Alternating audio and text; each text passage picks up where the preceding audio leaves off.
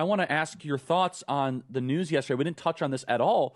Donald Trump filed a lawsuit yesterday. Yeah, and it's probably, hopefully he's not listening. It's his best one yet. No. Oh, is that right? I think so. It's the most conclusive, comprehensive lawsuit. It's basically if you took the Russiagate investigation, which Jevin and I ran, and looked at it from a criminal perspective, what Donald Trump has done is said, okay, how do I encompass everyone from Comey, Clinton, Clapper, Brennan, and all the whole DNC crew on down? How do I get them civilly in federal court? And the way you do it is you utilize this thing called RICO, Racketeering Enforcement and Corrupt Organizations. We used to prosecute gangs under RICO statutes criminally. Cartels. You're right.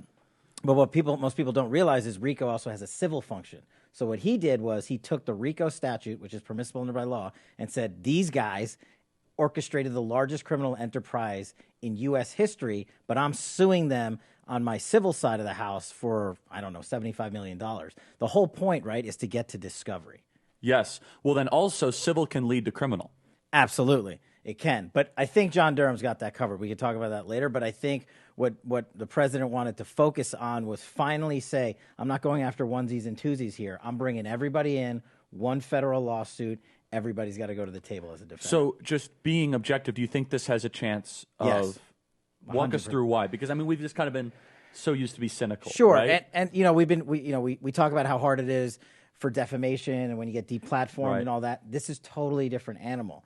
What he did was figure out a way with his team of lawyers to say, okay, how can we encompass everybody? And the only real way to do that is RICO.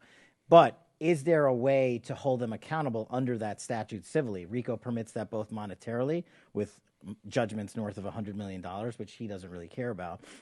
But if you find them at fault, the discovery process along the way is what's critical, because they're going to have to come in and say, no, Mr. President, we did not violate the RICO statute. We did not enter into an organized conspiracy against you to prevent you from being president. And then while you were president, we did not go up and illegally surveil you. And by the way, the great thing is, how are they going to get around that? There's an inspector general report that says exactly what they did, and that's what Donald Trump brought civilly. And there's also Department of Justice filings, the revocation of the FISA warrants against Carter Page.